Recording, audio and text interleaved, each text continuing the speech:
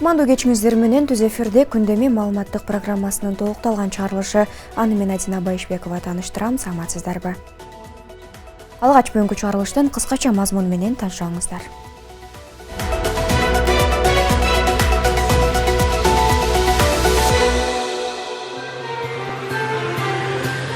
Президенттин койгон тапшырмасынын негизинде Чүй облусунун аймагына караган ТЭЦ-2 конушунун тургундары турак жайларына кызыл китеп ала баштады.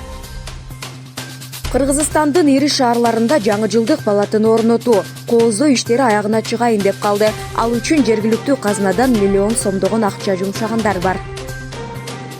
Чолпон Ата РЭСинин башчысы мыйзамсыз майнинг ферма уюштурганы аныкталды. Бул тууралуу УКМКнын басма сөз кызматы билдирди.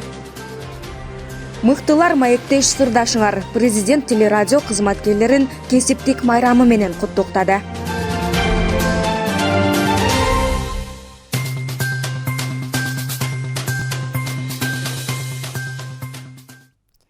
Жалал Абадтын Сузак району боюнча калкты социалдык жактан тейлөө бөлүмүнүн башкы адиси пара алып жаткан жеринен кармалды. Бул тууралуу УКМКнын маалымат кызматы кабарлады. Ага ылайык 6 декабрда атайын кызматка жергиликтүү тургун соц кызматкер жаш балдарга жөлөк пул алуу үчүн берилген арыздарды карап жана каттоо үчүн акча каражатын опузалап талап кылып жатат деген арыз менен кайрылган. Бул факт кылмыш жаза кодексинин 343 беренесинин 1 бөлүмүндө каралган кылмыштын белгилери боюнча кылмыш жана жоруктардын бирдиктүү реестрине катталган. Кече 7 декабрда ыкчам иликтөө иш-чараларынын жүрүшүндө кызматкер аял акча алып жаткан жеринен колго түшүрүлгөн. Учурда тиешелүү тергөө амалдары жүргүзүлүп жатат. Бүгүн 8 декабрда 1976 жылы туулган Ысык Көл облусунун Чолпон Ата райондук электр тармактарынын башчысынын жашаган жеринде криптовалютаны өндүрүү үчүн майнинг ферма уюштурулганы аныкталды. Бул тууралуу УКМКнын басма сөз кызматы билдирди. Кылмыштардын жана жоруктардын бирдиктүү реестрине катталган материалдын алкагында Ысык Көл райондук сотунун токтомунун негизинде Чолпон Ата шаары Акималиев көчөсү номер 1 дарегиндеги үй тинтүүгө алынган. Иштин жүрүшүндө майнинг ферма электр эсептегичте айланып туташтырылгандыктан бир топ көлөмдө электр энергиясы уурдалганы ачыкка чыккан. Белгилей кетсек, аталган адам узак убакыт бою Чолпон Ата райондук электр тармактарында ар кандай кызматтарда иштеп, 8 декабрдан тарта аталган уюмдун башчысы болуп дайындалган. Ал кызматынан кыянат пайдаланып, энергетикага зыян келтирген. Учурда бул иш боюнча тергөө, зыяндын көлөмүн аныктоо иштери жүрүп жатат. Президенттин койгон тапшырмасынын негизинде Чүй облусунун аймагына караган ТЭЦ-2 конушунун тургундары турак жайларына кызыл китеп ала баштады.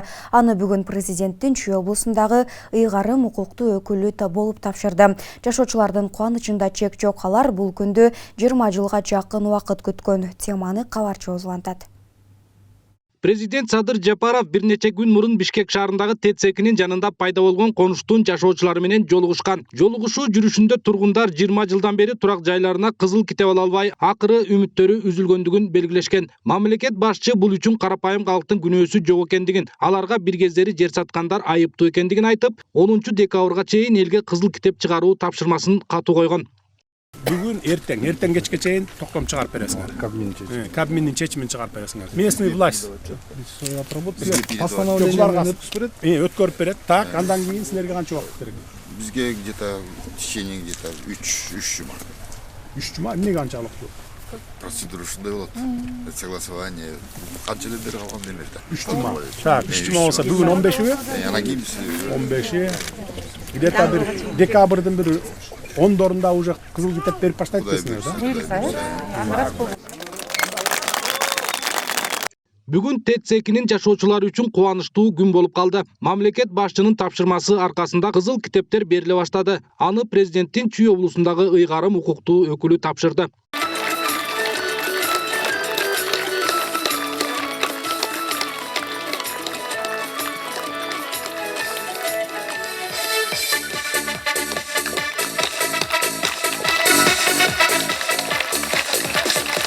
Жусалиева Айгүл.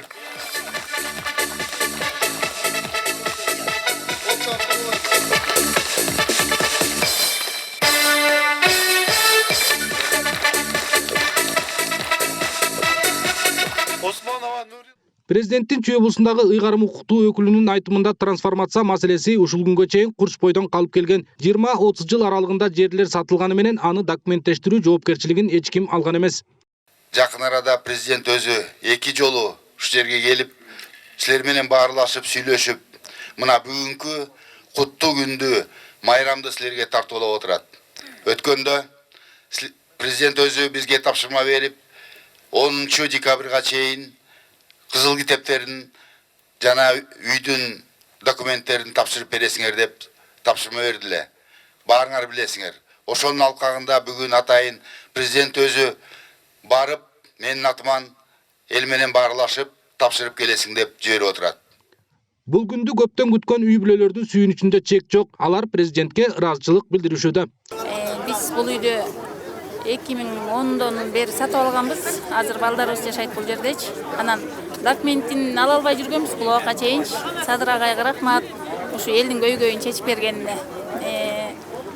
Жакшы, Кудайга шүгүр.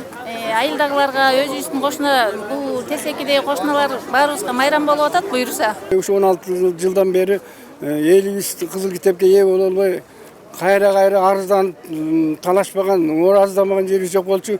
Ушу киши мамлекеттин башчысы болуп келип, кол алдында кызматкерлер менен бирдикте бизге кызыл китеп тапшырып атат. Биз чоң ыраазычылык билдиребиз. Биз кызыл китепти ала элек деп эч кандай бир шайлоого катыша алчу эмеспиз.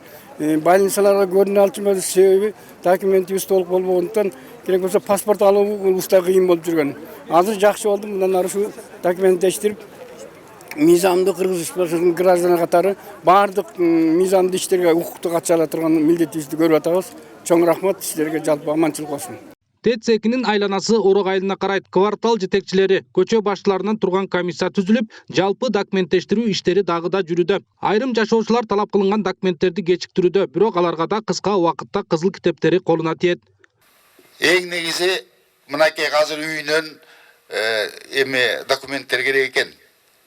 Бияка катталганга. Ошо документтерди бербей кыйналып атпайсыңар өзүңөр? Убактын алып. Элдин маанайы Кудайга шүгүр аябай жакшы. Президентибизге, өкмөткө, ошо бийликте отурган байкелерибизге элдердин маанайы аябай жакшы. 16 жылдан бери каралбай келгенбиз деп айтып атышат. Азыр мынакей жумуштардын баары тең чечилип, кызыл китептер берилип, деп элдин маанайы аябай жакшы. Президентибизге биз менен баягы иштеп аттык, комиссия түзүп, ошо айыл өкмөтүбүздө иштеп атканда элдер президентибизге ден соолук каалап атышты. Бүгүнкү күндө адистер дагы да бул иштерди улантышууда. Себеби бардык турак жайлардын жайгашуу орду аныкталып, көчөлөргө тоскоолдук жаратпагыдай болушу зарыл. Алтынбек Бектуров, Алымбек Бектурганов, Регион телеканалы, Чүй облусу. Өкмөттүн маалымат кызматы министрлер кабинетинин төрагасы Акылбек Жапаровдун Нур Султан шаарына болгон жумушчу сапарындагы сүйлөшүүлөрдүн жыйынтыгы боюнча кол коюлган документтердин тизмесин жарыялады. Алар Кыргызстандын аймагында дүң бөлүштүрүү борборлорун түзүү жана иштетүү боюнча биргелешкен иш-чаралар планы. 2022-24 жылдарга Алматы-Бишкек экономикалык коридорунун референс лабораторияларын өнүктүрүү боюнча иш-чаралар планы. Кыргызстандын министрлер кабинети жана Казакстандын өкмөт ортосундагы Борбор Азия регионунун коопсуздугун камсыздоого аскердик техникалык көмөк көрсөтүү жөнүндө келишим, Ак Тилек жана Кара Суу өткөрүү пунктуларынын аймагында индустриалдык соода-логистикалык комплексин түзүү жана иштетүү боюнча биргелешкен иш-чаралардын планы. Эске салсак, Акылбек Жапаров Казакстанга иш сапары менен барган.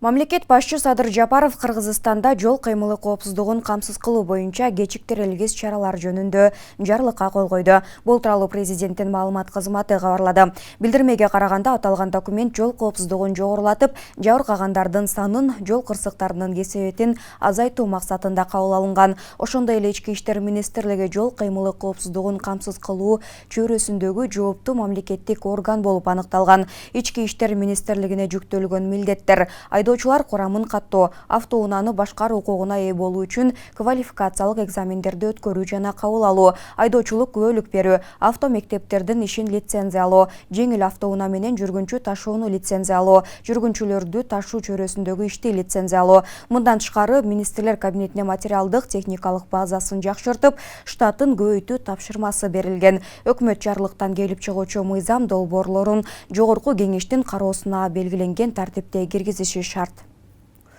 Кыргыз Республикасынын президенти Садыр Жапаров бүгүн 8 декабрда телекөрсөтүү жана радио уктуруу кызматкерлеринин кесиптик майрамы Кыргыз Республикасынын телевидение жана радио кызматкерлеринин күнү менен куттуктады. Кыргыз Республикасынын телекөрсөтүү жана радио уктуруу кызматкерлери, сиздерди бүгүнкү кесиптик майрамыңыздар менен чын жүрөктөн куттуктаймын. Маалымат таратуунун ыкмалары жана элге жеткирүүнүн жолдору өнүгүп, атаандаштык күч алып жаткан мезгилде сиздер аркалаган кесиптин орду өтө бийик. Өнүгүүнүн демократиялык жолунда бара жаткан өлкөбүздө коом турмушундагы окуяларды чебер чагылдыруу, аны бейтараптык жана калыстык менен айкалыштыруу бир топ эмгекти талап кылат. Эң негизгиси сиздер коомдук пикирди калыптандырууда өрнөк боло турган багыт аркылуу элге таалим тарбия берип, агартуу жаатында дагы чоң милдетти аткарып келесиздер. Ошондуктан биринчи кезекте элдин купулуна толгон жагымдуу жаңылыктар, таасирлүү каармандар тууралуу жогорку деңгээлдеги берүүлөрдүн көп болуусуна тилектешмин. Жашап жаткан доорубузда не деген олуттуу окуялар, жетишкендиктер болуп жатат. Эл ичинде ар кыл кесиптин не деген мыкты ээлери бар. Алар сиздердин маектешиңер, ал турсун сырдашыңар болуп келүүдө. Алар менен калкты байланыштырып теле берүүлөрдүн, радио уктуруулардын сапатын көтөрүү сиздердин колуңуздарда. Радио уктуруулардын сапатын көтөрүү сиздердин колуңуздарда. Ошол эле учурда биз эфир сыртында эмгектенген кызматкерлерди да унутпашыбыз керек. Алар обого чыкпаса да сапаттуу материал даярдоодогу орду өтө чоң. Ошону менен катар мамлекет жарандарыбыздын маданий жана маалыматтык керектөөлөрүн радио берүү каражаттары аркылуу канааттандыруу үчүн бардык шарттарды түзүп, ар тараптан колдоо аракетинде экенин белгилейм. Урматтуу телекөрсөтүү жана радио уктуруу кызматкерлери, сиздердин ишиңиздерге болгон кесипкөй, жаратман, олуттуу мамилеңер мекен тынчтыгын, эл ынтымагын сактоого, өлкөбүздүн өнүгүүсүнө салым кошо берерине ишенем. Бүгүнкү кесиптик майрамыңыздар менен дагы бир жолу куттуктаймын. Өлкөбүздүн өнүгүшүнө салым кошууда ары кызыктуу, ары түйшүктүү ишиңерди албан ийгиликтер коштосун. Сиздерге чың ден соолук, үй бүлөлүк бакыт тилейм. Кесипкөй ишмердигиңиздер арта берсин. Бүгүн 8 декабр радио жана телевидение кызматкерлеринин кесиптик майрамы. Бул күн 1958 жылы Кыргыз телевидениеси алгачкы эфирге чыкканы менен байланыштырылып, өкмөттүн токтому менен 1995 жылы бекитилген. Бул жылдар аралыгында Кыргыз телевидениеси кыргыз коомчулугуна терең сиңип, бир топ жетишкендиктерди багынты. Учурда өлкө аймагында 45ден ашуун телеканал жана 180ден ашуун радио ишмердүүлүгүн жүргүзүп, коомчулукту маалымат менен камсыздап келет. Бүгүн 8 декабрда Кыргызстанда радио жана телевидение кызматкерлеринин күнү. 1958 жылы Бишкек студиясы 190 метр бийиктиктеги телемунара аркылуу ишке кирип, ушул күнү Кыргыз телесинде алгачкы берүү эфирге чыккан. Телеканалдын статусу мамлекеттик, улуттук, кийин коомдук болуп өзгөргөн. Ал эми 1931 жылы өлкөдө радио уктуруу боюнча республикалык комитет түзүлгөн. Ошол эле жылдын 19 декабрында алгачкы радио берүү оого чыккан. Башында радиодогу берүүлөр кыргыз, орус жана дунган тилинде чыгып турган. 63 жылдан бери Кыргыз телевидениясы өз багытында максаттарын жана милдеттеринен тайбай келе жатканы айтылат. Аны менен катар бул жылдар аралыгында аймактык телеканалдардагы өз ролун таба алгандыгы белгиленди. Аймактык телеканалдар уюшулду, телеканалдар иштеп жатат. Азыркы кезде аймактык телеканалдардын өзүнүн аткарып жаткан кызматы абдан чоң деп эсептейм, баа жетиксиз эсептейм, себеби алар турмуштун чордонунда жүрүшөт. Ошол эмне болуп атат? Көйгөйлөр болуп атабы, ийгиликтер болуп атабы, же дагы башка маселелер болуп атабы, элге жакын. Мындайча айтканда баягы канча дагы жеринен маалыматтарды тандай алышат, жеринен маалыматтарды бере алышат. Телеканалдардын арасында 2 жылдан бери регион телеканалда ишмердүүлүгүн жүргүзүп келет. Бул жыл аралыгында телеканал автордук программалары жана объективдүү маалыматтар аркылуу өз ордун таба алды. Буга эл менен тыгыз иштешүүнүн натыйжасы себеп экени талашсыз. Бул аралыкта канчалык биз ийгиликтерди жараттык, канчалык кемшілдіктерге жол бердік, мұның бардығына ел тараза, ел сынчы. Бирок биз Кудай буйрса, өнүгүү жолунда теле тармактын жакшы жаңы мүмкүнчүлүктөрүн пайдалануу, элдер менен, эл журтубуз менен маалымат айдымында өтө бир жакын, жакшы бир мамиле куруу, ишеничке ээ болуу, бир элдин, мамлекеттин өнүгүп өсүшүнө өзүбүздүн салымыбызды кошуу жаатында болгон мүмкүнчүлүктөрүбүздү пайдаланып атабыз. Мындан кийин дагы Кудай буйрса пайдаланабыз.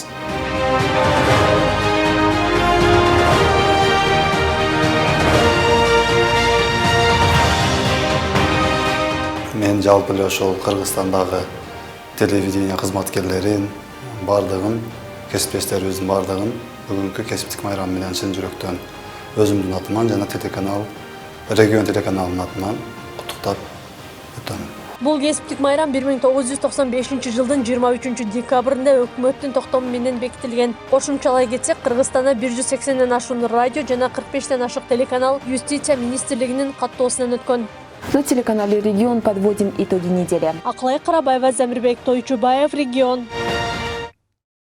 Бишкек шаарындагы Ленин райондук ички иштер башкармалыгынын башчысынын орун басары Жанара Мусаева ээлеген кызматынан бошотулду. Бул тууралуу ички иштер министрлигинин басма сөз кызматы билдирди. Такталгандай, Мусаева жумуш учурунда спирт ичимдигин ичкен. Бул боюнча иликтөө жүргүзүлүп, Мусаеванын кызматтык тартипти одоно бузганы аныкталган. Ички иштер министрлиги ошондой эле Жанара Мусаеванын бир тууганы 2016 жылы декабрда Кочкор райондук соту тарабынан адам өлтүрүү фактысы менен 3 жылга эркинен ажыратылган. Бирок бул милиция кызматкеринин ишине эч кандай таасир тийгизбегенин маалымдады. Өлкөдөгү коррупцияны түп тамыры менен жок кылуу үчүн саясий эрк жана алгылыктуу стратегия керек. Бул тууралуу жарандык коомдун мүчөлөрү коррупцияга каршы күрөшүүнүн эл аралык күнүнө карата уюштурулган жыйында билдиришти. Алар жемкорлукка каршы күрөшүү уюмдарына буга чейин жеткиликтүү көңүл буруу болбогонун, президент Садыр Жапаров жеке өзү көзөмөлүн алгандан бери алгылыктуу жыйынтыктар болгонун кабарлады. Теманы кабарчыбыз улантат. Бүгүн Борбор калаада коррупцияга каршы күрөшүүнүн эл аралык күнүнө карата коррупция менен күрөшүүдө жарандык сектордун салымы аттуу темада тегерек стол болуп өттү. Иш-чарага антикоррупциялык ишкердик кеңешинин башкы катчысы Нуройпа Муканова башында турган бир топ активисттер жана жарандык коомдун мүчөлөрү катышты. Бүгүнкү күндө мамлекетибизде эң чоң эки максат турат. Биринчи максат ошо ар бир жаран өзү коррупцияга малынбаш керек, өзү таза болуш керек. Экинчи, ошол коррупция менен күрөшкөнгө, ошо бөгүт койгонго мамлекеттик органдарда анын үчүн деген ар бирөөбүз ушундай таза болушубуз керек да. Ошон үчүн биз деген бүгүн ар бирөөбүз коррупцияга каршы чыгабыз. Иш-чаранын негизги максаты мамлекеттик бийлик органдары менен жарандык коомдун ортосундагы диалогду камсыздоо жана коррупция менен күрөшүүгө карата жаңы стратегияларды иштеп чыгуу экендиги айтылат. Кудай буйрса, стратегиялар иштеп чыгып атат. Президент ушул АКСти жоюп, атайын ушу элге жүзү менен кайрылып, эл жардамын берсин. Элдин арасында ар кандай кишилер бар, акылдуу, билимдүү, илимдүү, үчөн иштеп эмнеген кишилер бар. Ошолор аралашып, өкмөттүн кызматкерлерине жардам берсин, өкмөткө жардам берсин деген талап менен АДС башты. Бул кеңешме Кудай буйрса иштеп чыгып, бардык жоолорду иштеп чыгып, мыйзамдарды сунуштап, ар кайсы структуралар боюнча өзүнчө. Анан кийин бир жыйынтыкка чыгабыз деген ой бар. 2008 жылдан бери Кыргызстанда антикоррупциялык кеңештер ар кандай аталыш менен түзүлүп келген. Деген менен тиешелүү уюмдарга буга чейин жеткиликтүү көңүл бөлүү болбогондуктан көзгө басар жыйынтык болгон эмес. Бул жолкусун президент Садыр Жапаров жеке өзү жемкорлукка каршы күрөшүүнү күчөтүп жатканы бир топ жыйынтыктарга себеп болгонун айтышат. Карапайым калктын көйгөйүн чечүү менен, коррупция бөгөт коюу менен алектенебиз да. Азыркы учурда коррупция деген нерсе ар бир жаранда бар да, мисалы үчүн ар бир мындай көйгөйлөр ар бир адамда бар да, мисалы үчүн ошо көйгөйлөрүбүздү аз элдер ошого чейин кимге айтаарын билбей, кимге кайрылаарын билбей келишкен да. Азыркы учурда коомдук бирикмелерди биздин өзүбүздүн Садыр Нуркожоевич президентибиз колдоп атат да, ошо коомдук уюмдарды, коррупцияга каршы уюмдарды колдогонун негизинде биз жакшы иштерди жазып атабыз да. Учурда антикоррупциялык ишкердик кеңешинин курамында бардык чөйрөнүн өкүлдөрү иш алып барышууда. Алар жарандардын укугун коргоодо ар тараптуу акысыз кызмат көрсөтүлөөрүн айтышат. Биздин эми негизги максатыбыз же ушул убакытка чейин жүргүзгөн ишмердүүлүктө бир жылда 1,5 миңге жакын адам заявление менен кайрылат да. Бул деген эмнени билдирет? Бул деген госслужащийлердин жанагындай жумуш учурунан кыянаттык пайдаланып, же болбосо бир өзүнө тиешелүү жумушту алып барбагандыктын эсебинен ушундай жанагындай бизге окшогон организация кабыл болушат да. Биз эми мамлекет менен жарандардын ортосунда көпүрөбүз да. Гүлдана Момунова, Калыс Өмүралиев, Регион телеканалы, Бишкек шаары. Бир сутка ичинде Кыргызстанда 32 адамдан коронавирус аныкталып, 67 бейтап айыкты. Бул тууралуу республикалык штаб кабарлады. Өлүм учуру өткөн суткада катталган жок. Азыркы тапта стационарда 358, ал эми амбулатордук шартта 364 адам дарыланып жатат. Бир сутка ичинде коронавируска каршы 9683 адам эмдөөдөн өттү. Анын ичинен 4320 биринчи дозасын алса, 5363 киши экинчи дозасын сайдырган.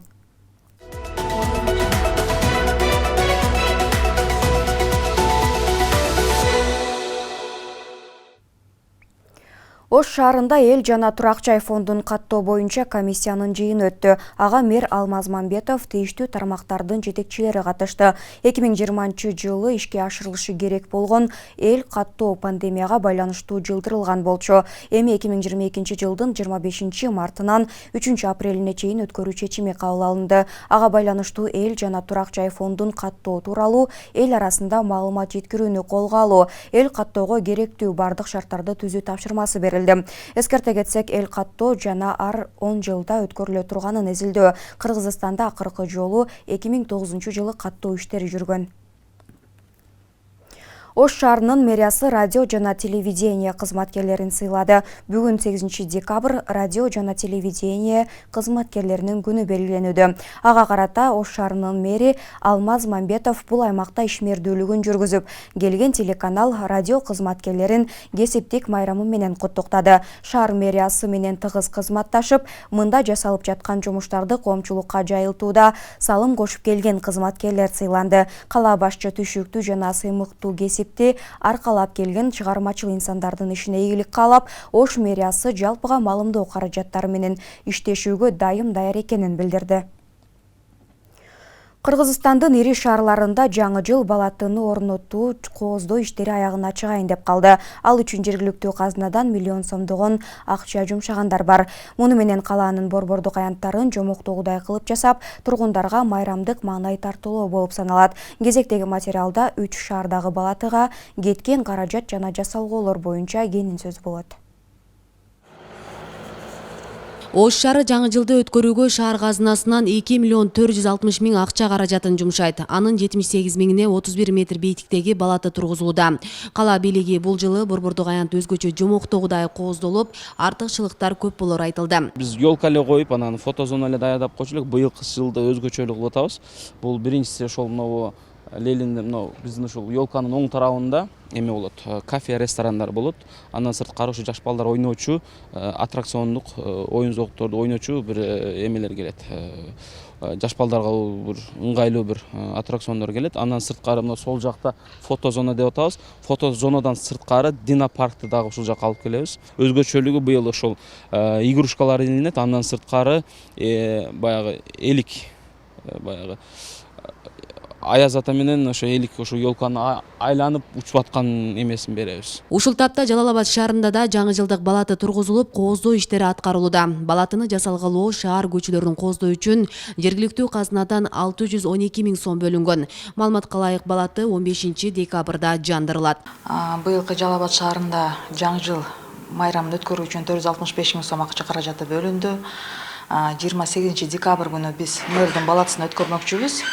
Андан сырткары 31 декабрь күнү аянтта өтөт. Өзгөчөлүктөрү ушул бизде быйылкы жаңы жылды өткөрүүдө жаш балдарга бир өзүбүздүн бир жаңы бир сценарий менен жомокторду тартуулап, концерттик программаны бермекчибиз. Салют эми мурда программага кирип калган атылат. Ал эми Борбор калабыз Бишкек шаарында бийиктиги 25 метрде түзгөн балаты 28 ноябрдан баштап орнотула баштаган. Ага 1400 дана ийне жалбырактуу бутактар илинет. Бишкек мэриясы жаңы жылга карата кооздоо иштери декабрь айынын ортолоруна чейин аяктарын билдиришет. Мы в этом году готовимся к Новому году традиционно. Жаңы жылга карата Бишкектеги борбордук алатоо аянты жана балатыны кооздоо иштери болуп жатат. Жасалгалоодо жаңы символика колдонулуп, анда улуттук стилдеги оюу чийме, жаңы жылдык салют жана кардын элементтери болот. Балатынын бийиктиги 25 метрди түзүп, ага 1400 оюнчук тагылат. Быйыл жаңы жылдын түнүндө Бишкектеги борбордук алатоо аянтында майрамдык салют атылбайт. Экологиялык себептерден улам жаңы жылдагы салттуу майрамдык фейерверктерди уюштурбоо чечими кабыл алынганы кабарланат. Муну менен 800 000 сом акча казынадан үнөмдөлгөн. Асель Сыдыкова, Илимбек Турсунбай уулу, Регион телеканалы, Ош шаары. Кыргызстандык спортчу Асылбек Рустамбек ММА мелдешинин эң жеңил салмактагы чемпионду куруу үчүн таймашат. Бул тууралуу Мушкерлер лигасы өзүнүн Instagram баракчасына жазды. Жаңыдан жылдызы жанган кыргызстандык атлет чемпиондук наам үчүн кармашта россиялык Алексей Шапошников менен кезгелет. Беттеш 2022 жылдын 29 январында Россиянын Тольятти шаарында өтүүчү Open FC 16 мелдешинде болот. Атамекендик спортчу буга чейин лиганын эң жеңил салмактагы Гран-при мелдешинин жарым финалында россиялык Хусейн Халиков менен кезгелип, биринчи эле раундда башка тээп нокаутка кетирген. Ал ММА спортунда жалпысынан 4 беттешке чыгып, бир да жолу жеңил элек. Ал эми атааңдашы 12 таймаштын 9-ун жеңип, 3 ирет жеңилүү ызасын тарткан. Урматтуу телекөрүүчүлөр, күндөмү маалыматтык программабызды социалдык тармактардан күзөтүп барыңыздар. Ал үчүн Регион телеканалынын Facebook жана YouTube каналдарына катталып, акыркы жаңылыктардан кабардар болуп туруңуздар. Ошондой эле Одноклассники социалдык баракчасынан да көрсөңүздөр болот. Бүгүнкү чыгарылышты мына ушул жаңылыктар толуктады. Кийинки эфирден амандашканча сак саламатта туруңуздар.